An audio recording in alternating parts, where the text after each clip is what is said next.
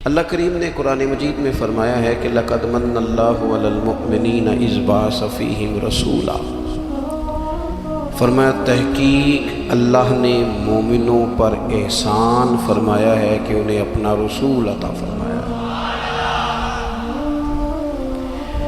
اس کا صرف ترجمہ کبھی بندے کی سمجھ میں آ جائے نا تو سارا میلاد اس کی سمجھ میں آ جاتا ہے۔ صرف اس آیت کا آسان سادہ ترجمہ اگر سمجھ لیا جائے کہ رب کہتا ہے میں نے احسان کیا تم پر، تمہیں اپنا رسول دے دیا، وہ دو عالم کی رحمت ہے، وہ جہاں چاہتے وہیں رہتے، یہ تو ان کی مہربانی ہے کہ یہ عالم پسند آیا۔ نبی پاک صلی اللہ تعالی علیہ وسلم ہمارے اوپر رب کا سب سے بڑا احسان ہے، اور اللہ تبارک و تعالیٰ نے سسکتی، تڑپتی، بے چین، پریشان، تکلیف میں مبتلا اپنی مخلوق پر رحم فرمایا اور رسول کریم عطا فرمائے۔ نبی پاک صلی اللہ تعالیٰ علیہ وسلم کی تشریف آوری نے ایک ایک ذرے پر احسان کیا، حضور سے ایک ایک نگر، ایک ایک پتا فیضیاب ہوا، لیکن بعض چیزیں ایسی ہیں جنہیں خصوصی طور پر سرکار نے نوازا، بعض معاملات پر خاص کرم نوازی حضور نے فرمائی۔ ایک اہم مسئلہ ہے عقیدے کا مسئلہ۔ جس بندے کا کوئی عقیدہ نہیں نہ ہوتا، کوئی نظریہ نہیں ہوتا، کوئی اس شخص کا خاص مزاج نہیں ہوتا سمجھنے والا، ماننے والا، وہ بندہ بھی بیچارہ کوئی زندگی کا لطف نہیں اٹھا پاتا۔ اس کا کوئی نظریہ ہی نہیں ہے، کوئی سوچ ہی نہیں ہے، کوئی اس کی فکر ہی نہیں ہے اس نے کس طرف جانا ہے۔ عقیدہ نہ ہو بندے کا، یعنی دنیا میں معاذ اللہ کچھ ایسے لوگ پائے جاتے ہیں جو سرے سے اللہ تعالیٰ کو نہیں مانتے، زندگی کیسے گزرے گی؟ وہ اپنی توجہات کا قبلہ کسے بنائیں گے؟ اور پھر دنیا میں کچھ لوگ ایسے گزرے جو کئی خداؤں کے قائل، کئی اور پھر اہل عرب کا تو یہ حال کہ 360 بتوں کے سامنے جھکتے۔ مجھے بتائیے جس بندے کو یہی خبر نہ ہو میرا خالق اور مالک کون ہے، جس کو یہی پتہ نہ ہو کہ میرا رزق کہاں سے آتا ہے، میں نے مانگنا کہاں سے، جس سے یہ خبر ہی نہ ہو کہ میری دعاؤں کا رخ کس طرف ہونا چاہیے، اس کی بھی کوئی زندگی ہے؟ نبی پاک علیہ السلام نے سب سے بڑا احسان یہ فرمایا ہے کہ ہمیں عقیدہ توحید سکھایا ہے۔ حضور نے ہمیں ہر جگہ سے چھڑا کے رب کریم کی بارگاہ میں سجدہ کرنے کا حکم دیا ہے۔ عرب کے لوگ جو تھے وہ بڑی بڑی وہم کا شکار تھے، بڑی بڑی اوہام پرستی کا شکار تھے۔ یہ آج کل بھی وہم بہت زیادہ ہے نوجوانوں میں، یعنی کوئی فیصلہ پکا ہے ہی نہیں، کوئی پکی بات ہی نہیں کرتے، یہ کر لوں کہ نہ کروں،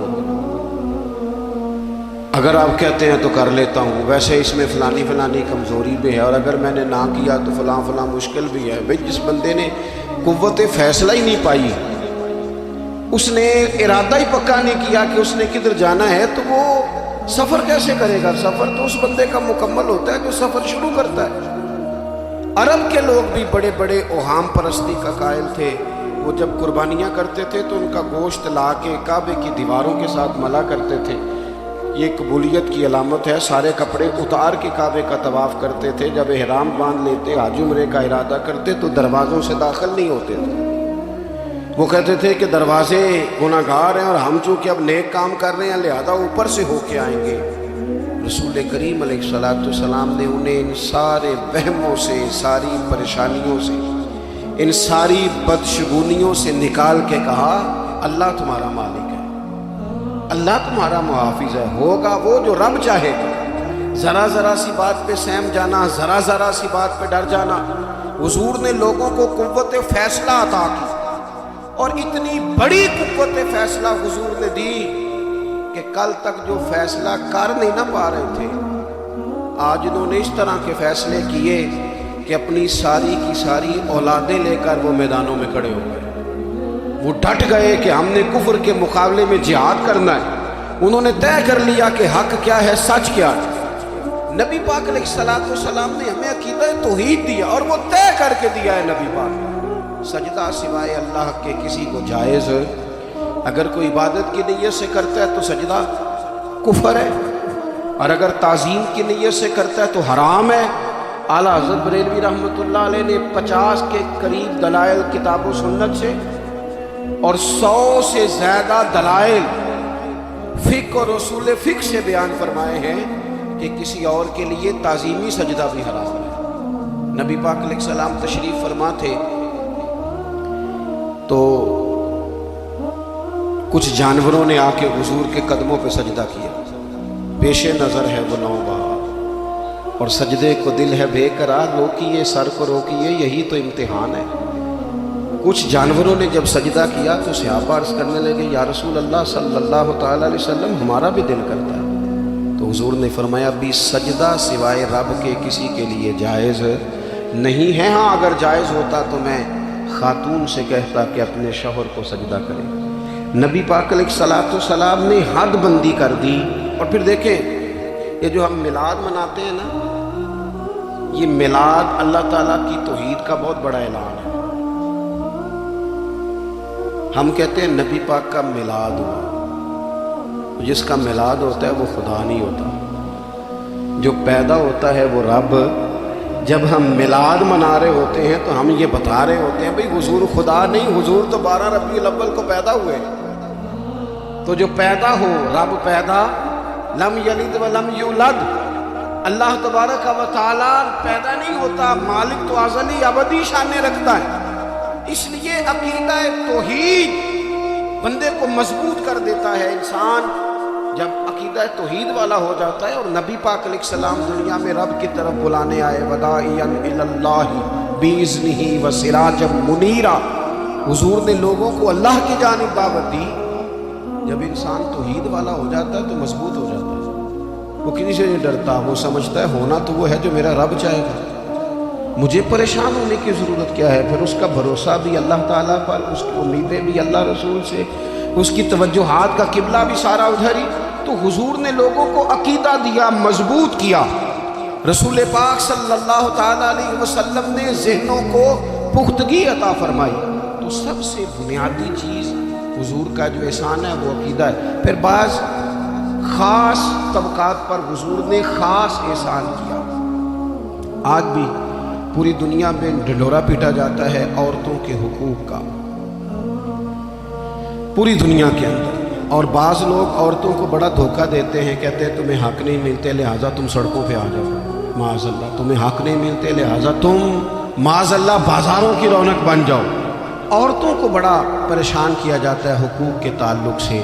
نبی پاک علیہ السلام کی آمد سے پہلے کوئی خاتون کے ساتھ سلوک اچھا نہیں کیا جاتا تھا، اس کا کوئی جائیداد میں حصہ نہیں تھا۔ عورت کا خامد اگر فوت ہو جاتا تو وہ اپنے سسرال کے خاندان کی پراپرٹی بن جاتی معاذ اللہ، اور جس کے مرضی چاہے سپرد کر دیتے۔ ہندوستان کے بعض علاقوں میں ایسی کبھی رسمیں بھی پائی جاتی تھی کہ بعض عورتیں اپنے خامد کے ساتھ جل جانا مناسب سمجھتی تھی کہ بعد میں کوئی زندگی تو ہوگی نہیں، اور بیوہ خاتون اور طلاق یافتہ خاتون، اس کے بارے میں تو لوگوں کا خیال تھا کہ شاید یہ خاتون بالکل سوسائٹی اور سماج کا حصہ ہی نہیں ہونی چاہیے۔ قربان جائے، یہ اعزاز میرے نبی پاک نے دیا ہے۔ حضور نے پہلی شادی ہی اس خاتون سے کی ہے جن کا پہلے بھی نکاح ہو چکا تھا، اور خاتون کو حضور نے حقوق دیے، جائیداد میں حصہ دیا۔ کہا جو بیٹیوں کی بہنوں کی پرورش کر کے آئے گا اور اچھی پرورش کر کے انہیں روانہ کر دے گا، جس طرح میری 2 انگلیاں جڑی ہوئی ہیں میرے ساتھ جڑ کے جنت میں جائے گا۔ اور ایک روایت میں فرمایا کہ جب کسی کے ہاں بیٹی پیدا ہوتی ہے نا تو اللہ فرشتوں کو بھیجتا ہے، اور وہ اس کے گرد کھڑے ہو جاتے ہیں اور گھر والوں کو سلام کہتے ہیں، اور کہتے ہیں یہ ضعیفہ ایک ضعیفہ سے پیدا ہوئی ہے، یہ کمزور یعنی صنف کے لحاظ سے کمزور نازک بچی ایک نازک ماں سے پیدا ہوئی ہے۔ فرشتے کہتے ہیں جو اس کی پرورش کرے گا نا اللہ قیامت تک اس کی مدد کرے گا، اس کی ہمیشہ مدد ہوتی رہے۔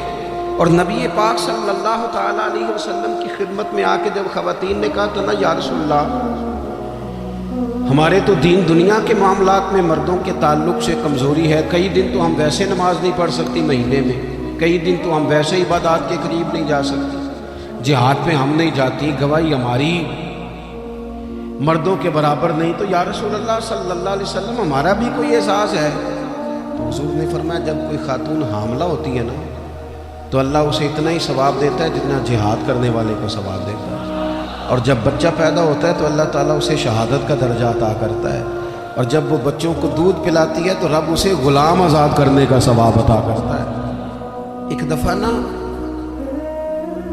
نبی پاک صلی اللہ تعالیٰ علیہ وسلم کی خدمت عالی مرتبت میں حضرت عائشہ صدیقہ رضی اللہ تعالیٰ عنہ نے ایک واقعہ عرض کی حضور آج میرے ساتھ عجیب معاملہ ہوا، میں گھر میں اکیلی تھی تو ایک خاتون 2 بیٹیوں سمیت آئی، اس نے کہا کہ میں بھی بھوکی ہوں، میری بیٹیاں بھی پریشان ہیں، کھانا نہیں کھایا۔ سیدہ پاک کہتی ہیں یا رسول اللہ میرے پاس بھی 3 کھجوریں تھیں گھر میں پڑی، یہ 2 جہاں کے شاہ ہیں پر پاس کچھ رکھتے نہیں، اور 2 جہاں کی نعمتیں ہیں ان کے خالی ہاتھ میں۔ فرماتی ہیں وہ 3 کھجوریں میں نے ان 3 ماں بیٹیوں کو دے دی، ماں نے پہلے ایک کھجور دونوں بیٹیوں کو دی، پھر بچیاں وہ کھجور کھا کے ماں کی طرف دیکھنے لگی، تو جو کھجور ماں کے پاس تھی اماں نے اس کے بھی 2 حصے کر کے بیٹیوں میں بانٹ دی۔ حضرت عائشہ عرض کرنے لگی یا رسول اللہ میں نے یہ بڑا نرالا رنگ دیکھا ہے، ماں کا اپنے بچوں سے پیار کا انداز۔ تو حضور نے کیا فرمایا؟ نبی پاک علیہ الصلوۃ والسلام فرمانے لگے سن پھر اللہ تعالیٰ نے اس عورت پر جنت کو واجب کر دیا، فرمایا اللہ نے اسے جہنم سے دور کر دیا جو بیٹیوں کے معاملے میں آزمایا گیا، اور جس نے پھر ان کے ساتھ اچھا سلوک کیا۔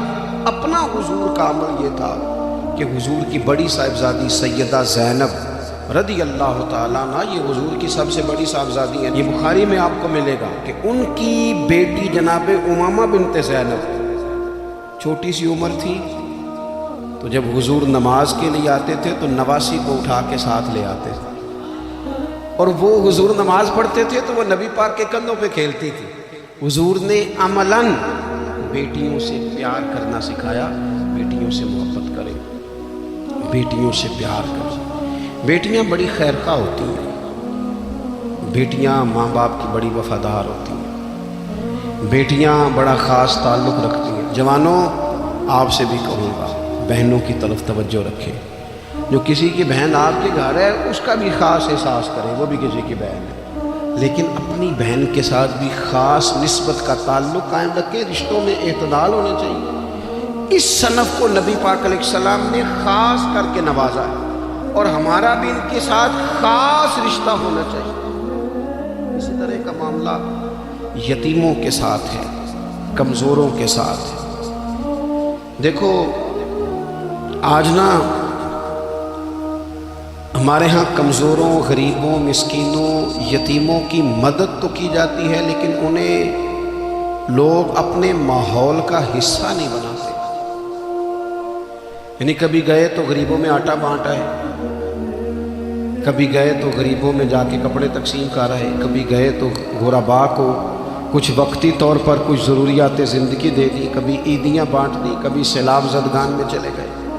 غرباء کو کچھ نہ کچھ صدقات تو دے دیے جاتے ہیں، ان پر کچھ خیرات تو کر دیا جاتا ہے، لیکن انہیں سوسائٹی کا ماحول کا حصہ نہیں بنایا جاتا۔ ایسا نہیں ہوتا کہ ان غرباء کے بچوں کو اٹھا کے بڑے شہروں میں لایا جائے، ان کی تعلیم کا خیال کیا جائے، انہیں اپنے ماحول میں رکھا جائے، ان کی بہترین پرورش کا بندوبست کیا جائے۔ کائنات میں بڑے لوگوں نے کام کیا ویلفیئر کا، بڑے لوگوں نے غریبوں کے ساتھ تعاون کیا، بڑے لوگوں نے محبت کی، سب قابل تعریف ہے، لیکن ہم نے یہ کیا کہ ان کی امداد تو کی لیکن ان کی محرومیوں کا ازالہ نہیں کیا۔ اور وہ امداد لے رہے تھے تو ان کی پچھلی نسل بھی امداد لے رہی تھی، یہ نسل بھی امداد لے رہی، اور خدا نہ کرے کہ اگلی نسل کو بھی امداد لینا پڑے۔ میرے نبی پاک صلی اللہ تعالیٰ علیہ وسلم کا انداز کچھ اس طرح کا ہے کہ امام بہقی نے لکھا ہے، حضرت بشیر بن عقبہ رضی اللہ تعالیٰ عنہ کہتے ہیں میرے والد انتقال کر گئے تھے، اور میں ایک جگہ پہ بیٹھ کر رو رہا تھا کہ نبی پاک صلی اللہ تعالی علیہ وسلم میرے قریب سے گزرے، کیوں روتے ہو؟ یا رسول اللہ میرے والد کا انتقال ہو گیا، میری والدہ رخصت ہو گئی۔ تو یہ ہمیں حضور نے سبق دیا ہے، یہ یتیموں غریبوں کا خیال رکھنے کا یہ بھی ایک نقطہ، یہ بھی انداز ہے۔ کائنات کا بڑے سے بڑا درد دل رکھنے والا بندہ یہاں تک نہیں جا سکتا جو میرے رسول کریم نے بیان فرمایا۔ کہتے ہیں نبی پاک علیہ السلام فرمانے لگے، بشیر بن عقبہ کیا تو اس بات پر راضی نہیں کہ میں تیرا باپ ہوں اور عائشہ تیری ماں ہوں؟ آنا تجھے ہم شامل کر لیں اپنے گھرانے میں، آ جانا، مکمل تیرے معاملات کا خیال کیا جائے، تو آ جا۔ اتنا بڑا درجہ نبی پاک نے تو حضرت سلمان فارسی کے بارے میں بھی فرمایا کہ میں نے انہیں اپنی اہل بیت میں شامل کر لیا۔ رسول اللہ صلی اللہ تعالی علیہ وسلم غرباء کے لیے، مساکین کے لیے، یتیموں کے لیے، ناداروں کے لیے جو خاص احسان بن کے آئے، وہ یہ والا لہجہ نہیں کہ ہم مطمئن ہو گئے کہ ٹھیک ہے ہم گئے تو تھے، اتنے پیکٹ بانٹ تو آئے، اتنا کچھ ہم نے دے تو دیا، فلانا کام کر تو لیا، اور ویسے وہ بھی کب تک کیا جب تک خبریں تیز کی۔ ہمارے ملک میں سیلاب آیا، میڈیا نے خبر دی، شور ہوا، لوگوں نے بڑی کوشش کی، الحمدللہ بڑے اچھے جذبات کا اظہار کیا، ڈھیر سارے لوگ وہاں گئے۔ میں آپ سے پوچھتا ہوں کہ کیا سیلاب زدگان سارے اپنے اپنے گھروں میں چلے گئے؟ ان کے گھر بن گئے؟ لیکن ہمارے جذبے کیوں ٹھنڈے ہو گئے؟ اس لیے کہ خبریں ٹھنڈی ہو گئی۔ ہم تو چلتے ہیں ٹرینڈ کے ساتھ کہ آج کل ٹرینڈ کیا ہے، اگر خبر ادھر کی ہے تو ذوق ادھر کا ہے، خبر ادھر کی ہے تو ذوق ادھر کا ہے۔ دیر پا کام کرنا اور خاص جذبات پیدا کرنا ان لوگوں کے لیے۔ حضرت سیدنا عبداللہ بن ابی اوفا رضی اللہ تعالیٰ عنہ روایت کرتے، ایک یتیم بچہ آیا تھا، اس نے عرض کی حضور میری ماں بھی بھوکی ہے اور میری ایک ہمشیرہ ہے وہ بھی بھوکی ہے، اے روٹی دا دکھ نہ پوچھو، روٹی تے بندہ کھا جانا دے۔ یہ جو بھوک ہوتی ہے نا، بھوک، بہت سارے لوگ نا، میں ایک شادی میں تھا تو وہاں ایک دو لوگ کھانا کھا رہے تھے، تو بعض لوگ انہیں دیکھ دیکھ کے مذاق کر رہے تھے، ویڈیو بنا رہے تھے، کہتے دیکھو کھانا ہی نہیں آتا، کیا انداز ہے، سارا ان کا منہ جو ہے وہ کھانے سے بھر گیا، ہاتھ دیکھو کہاں تک ان کے لتھڑ گئے، کیا انداز ہے۔ تو میں نے کہا تم ان کے کپڑے بھی تو دیکھو نا، انداز، بیٹھنا اٹھنا، کپڑے پہننا، یہ غریبی کا پتہ دیتے ہیں۔ بھوک جب تیز لگی ہو پھر کھانے کے آداب لوگوں کو یاد نہیں رہتے۔ غربت نے میرے بچوں کو تہذیب سکھا دی، اب وہ سہمے ہوئے رہتے ہیں، شرارت نہیں کرتے۔ وہ عزیز ہوتا یہ ہے کہ جب انسان کو بھوک شدید لگی ہو نا، پھر اسے ڈاکٹر کی ہدایات نہیں یاد رہتی، پھر تو پیٹ کی آگ بجھانے کو لوگ دوڑتے۔ تو کہتے اس بچے نے آ کے عرض کی یا رسول اللہ صلی اللہ تعالی علیہ وسلم ماں بھی بھوکی ہے، بہن بھی بھوکی ہے۔ حضور نے نا اسے 21 کھجوریں عطا فرمائی، فرمایا 7 تیری، 7 تیری بہن کی، 7 تیری والدہ کی۔ اور یہ حضور نے 21 کھجوریں دی ہیں، یہ نبی پاک نے 21 دی ہیں، ہاں یہ حضور نے 21 دی، اور حضور تو اشارہ بھی کر دینا تو پھر روٹی ساری زندگی ختم نہیں ہوتی۔ وہ حضرت ابو ہریرہ کو بھی ملی تھی، فرماتے ہیں میں کئی سال کھاتا رہا، 1 کلو کھجوریں تھی پر ختم ہی نہیں ہوئی۔ 21 کھجوریں حضور نے دیں۔ حضرت معاذ بن جبل رضی اللہ تعالیٰ عنہ اٹھے اور دوڑ کے جا کے نا اس یتیم کے سر پہ ہاتھ پھیرا اور کہنے لگے پتر اللہ تجھے اپنے والد کا جانشین بنائے۔ تو حضور فرمانے لگے معاذ یہ تم نے کیا کیا؟ عرض کی حضور اس بچے کی بات سن کے میرا دل بھر آیا ہے، محبت نے انگڑائی لی ہے تو میں نے یتیم کے سر پہ ہاتھ پھیرا ہے، یہ دیکھو حضور کا رشتہ۔ نبی کریم فرمانے لگے سن پھر جس نے کسی یتیم کے سر پر محبت سے ہاتھ ہی پھیر دیا نا تو اللہ ہر بال کے بدلے اسے ایک نیکی بھی عطا کرے گا، ایک گناہ بھی معاف کرے گا اور ایک درجہ بھی بلند فرمائے گا۔ چلو ہاتھ ہی پھیر دیا، تو نے کچھ تو کیا یتیم کے ساتھ، تیرا کوئی تو اس سے رشتہ ہوا۔ اور تیسرا طبقہ ہے غلاموں کا، مسکینوں کا، غریبوں کا۔ میں اور آپ اس ملک میں رہتے ہیں جہاں کچھ لوگوں کو کھانا بھی نہیں وقت پہ ملتا، اور کچھ لوگ 5 لاکھ روپیہ گاڑی کا اس لیے اضافی دے دیتے ہیں کہ مجھے ذرا نا نیو ماڈل جلدی چاہیے۔ یعنی ایک طرف ملک کی حالت یہ ہے کہ بعض لوگوں کے پاس پیسے نہیں ہیں کہ بچوں کی فیس بھر سکے، لیکن دوسری طرف حال یہ ہے کہ نئے ماڈل کا موبائل اگر مارکیٹ میں آتا ہے تو وہ ختم ہو جاتا ہے، ملتا ہی نہیں، وہ شارٹ ہو جاتا ہے۔ کچھ لوگوں نے اس طرح کیا ہے کہ انہوں نے یہ سمجھا ہے کہ دولت شاید موج کرنے کے لیے ہمیں دی گئی ہے، ہم طرح طرح کے کھانے کھائیں، طرح طرح سے چیزیں اڑیں، طرح طرح کے معاملات کریں۔ انہوں نے یہ طے کر لیا ہے۔ اس کا نقصان کیا ہوا ہے؟ اس کا نقصان یہ ہوا ہے کہ کچھ لوگ غربت کی سطح سے نیچے آ گئے بیچارے۔ نبی پاک کا جو احسان ان غریب لوگوں پر ہے، حضور علیہ السلام کے پاس نا حضرت عبداللہ ابن عمر روایت کرتے ہیں اور طبرانی میں موجود ہے، حضور کے پاس نا 10 دینار تھے۔ ہمارے پاس بھی پیسے ہوتے ہیں نا، لیکن وہ کچھ ہوتے ہیں ہمارے کھانا کھانے کے لیے، کچھ ہوتے ہیں آئس کریم کھانے کے لیے، کچھ اس لیے ہوتے ہیں کہ آج میری مرضی کا نہیں پکا، لہٰذا میں نے، ہمارے ایک دوست ہیں وہ کہتے ہیں کہ آج کل یہ ماحول بن گیا ہے کہ بچے اگر کہتے ہیں نا کھانا میری مرضی کا نہیں، تو اماں کہتی ہے جا تو برگر کھا لے۔ کہتے ہیں ہمارے دور میں یوں نہیں ہوتا تھا، اگر ہم کہتے تھے نا کھانا میری مرضی کا نہیں تو پھر ہمیں ڈبل چیز کھانے کو ملتی تھی، ایک مار بھی کھانا پڑتی تھی اور وہ کھانا بھی کھانا پڑتا تھا۔ اور پھر کچھ پیسہ لوگوں نے صرف اس لیے سنبھال کے رکھا ہوا ہے کہ جو اضافی چیزیں ہیں نا، اضافی، میرا ویسے تجربہ نہیں ہے اور نہ میں نے زیادہ گہرائی سے دیکھا ہے، بس مجھے بتایا گیا ہے، وہ پتہ نہیں اب بات درست ہے کہ نہیں، مجھے بتایا گیا ہے کہ پہلے لڑکیاں بیوٹی پارلر جاتی تھی، اب سنا ہے لڑکے بھی جاتے ہیں۔ اب خدا جانے یہ بات سچ ہے کہ غلط ہے۔ یہ جو اضافی اخراجات ہیں نا، یہ اگر ہم تھوڑے سمیٹ لیں، یعنی مولا علی شیر خدا کرم اللہ تعالی وجہہ الکریم مزدوری کر کے نکلے تو 2 کلو کھجوریں تھیں، حضور بس فرمانے لگے 1 کلو میرے بچے کھائیں گے اور کلو مدینے کے غریب بچے کھائیں گے، یعنی کل 2 کلو ظاہری طور پر کھجوریں ہیں، اس میں بھی دوسروں کا حصہ۔ ہمارے پاس جو مال آتا ہے اگر تھوڑا سا نا ہم اسے یہ نہ سمجھ لیں کہ میرا ہی حق ہے، کسی کو اس میں سے ایک لقمہ بھی نہیں ملنا چاہیے، اگر ہم تھوڑا سا نا دل کشادہ کریں تو 3 لوگوں کا کھانا 4 بھی کھا سکتے ہیں، 4 کا کھانا 5 بھی کھا سکتے ہیں، 6 کا کھانا 7 کا کھانا 10 بھی کھا سکتے ہیں۔ شرط یہ ہے کہ دل کشادہ ہو، دل دریات سمندروں ڈونگے کون دلاں دیا جانے، تھوڑی سی نا کشادگی پیدا کی جائے۔ حضرت عبداللہ ابن عمر کہتے ہیں نبی کریم علیہ السلام کے پاس نا 10 دینار تھے، ویسے تو کائنات ہی میرے نبی کی مٹھی میں ہے، لیکن ظاہری طور پر 10 دینار تھے۔ حضور ایک دکان پہ گئے، 4 دینار کا حضور نے ایک جوڑا خریدا، کپڑے خریدے، وہ قمیض حضور نے پہنی،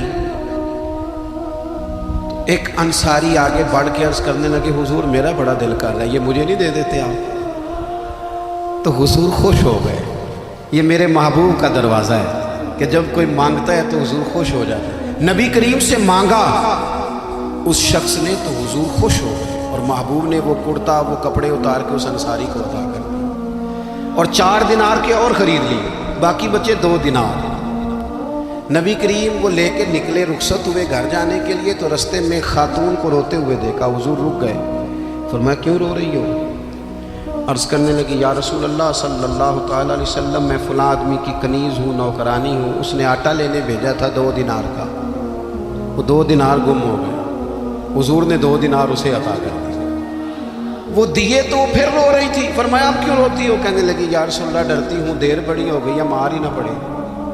تو حضور نے فرمایا چل نہ، میں تیرے ساتھ چلتا۔ حضور ان کے گھر گئے، وہ اہل ایمان کا گھر تھا جن کی وہ کنیز تھی، جا کے کہا السلام علیکم، اندر تو جواب ہی نہیں آیا، پھر فرمایا السلام علیکم، جواب ہی نہیں آیا۔ محبوب کا طریقہ مبارکہ تھا 3 دفعہ دستک، پھر واپسی، تیسری دفعہ کہا السلام علیکم، تو وہ سارے بول پڑے وعلیکم السلام یا رسول اللہ، حضور ماں باپ قربان۔ حضور فرمانے لگے میں نے پہلے بھی 2 دفعہ سلام لیا، بولا کوئی نہیں۔ کہا یا رسول اللہ اپنے نصیب تھے نا کہ ہم پہ سلامتیاں بھیج کون رہا ہے، ہم نے سوچا ذرا 3 دفعہ مل جائے سلامتی، ذرا مل جائے نا، حضور سلامتی بھیج رہے ہیں تو آتی رہے نا۔ محبوب کریم علیہ السلام فرمانے لگے یہ تمہاری کنیز وہاں کھڑی رو رہی تھی، اس بیچاری کے 2 دینار گم ہو گئے تھے، اسے دوبارہ سامان لاتے کچھ دیر ہو گئی، اس پر سختی نہ کرنا، مارنا نہ۔ غلام کہنے لگے حضور اس خاتون کے قربان جائیں جو ہمارے کریم رسول کو ہم جیسے غریبوں کے گھر تک لے آئی ہے، مارنا کیا، ہم اسے آزاد کرتے ہیں، یہ آزاد ہے اللہ کی رضا کے لیے۔ یہ دیکھو یہ میرے نبی پاک کا انداز ہے۔ حضور نکلے تو جناب عبداللہ ابن عمر فرماتے ہیں رسول کریم فرمانے لگے شکر ہے اللہ تعالیٰ کا، 10 دینار تھے، ایک انصاری نے بھی قمیض پہن لی، میں نے بھی قمیض پہن لی، اور رب نے کنیز کو آزاد بھی فرما دیا۔ یہ انداز ہمیں نبی کریم نے دیا ہے کہ ہم اپنے دولتوں میں، اللہ کی عطاؤں میں غرباء کو، قریبیوں کو، رشتہ داروں کو، بہن بھائیوں کو تھوڑا شریک کر لیں، تاکہ وہ جو آسودگی اللہ نے ہمیں دی ہے اس میں سے دوسروں کو بھی کچھ نفع ملے۔ اور ایک بات آخر میں آپ کی خدمت میں یہ عرض کرنی ہے کہ جو زیر دست لوگ ہوتے ہیں نا، غلام، ملازم، نوکر، آپ اپنی زندگی کے مسائل دیکھ لیں، جن لوگوں کے پاس لاکھوں آتا ہے کبھی ہزاروں آنے لگ جائے تو پریشان ہو جاتے ہیں، تو جن کے پاس صرف سینکڑوں ہوتے ہیں، تو ایسا تو نہیں کہ آپ ہی ٹینشن میں ہیں اور آپ ہی کو غصہ آتا ہے، وہ بیچارہ کبھی نوکر بھی تو ٹینشن میں ہو سکتا ہے، ملازم کو بھی تو کبھی ٹینشن ہوتی ہے نا، اس کے ساتھ بھی تو مسائل وابستہ ہے نا۔ حضرت سیدنا ابو مسعود انصاری رضی اللہ تعالیٰ عنہ بیان کرتے ہیں کہ مجھے اپنے غلام پہ غصہ آیا تو میں اسے مار رہا تھا، نبی کریم تشریف لے آئے، حضور نے ایک جملہ کہا تو میں رو پڑا۔ حضور فرمانے لگے جتنا اختیار تجھے اس پر حاصل ہے نا، اس سے کہیں بڑھ کر رب کو تیرے اوپر اختیار حاصل ہے، لہٰذا اللہ سے ڈر، اس کے معاملے میں اللہ سے ڈر۔ اور پھر حضور تو صرف غلام نہیں، جانوروں کے حق تک کا خیال فرماتے ہیں۔ ایک جگہ تشریف لے گئے تو اونٹ آپ کے پیروں پہ سر رکھ کے رویا، نبی کریم نے اس کی پشت پہ ہاتھ پھیرا، فرمایا اس کے مالک کو بلاؤ نا۔ جب وہ آیا تو کیا ارشاد فرمایا؟ فرمایا تو اس کے معاملے میں اللہ سے نہیں ڈرتا، اس نے شکایت کی ہے کہ تو اس کی طاقت سے زیادہ بوجھ ڈالتا ہے، چارہ اور پانی بھی وقت پر نہیں دیتا۔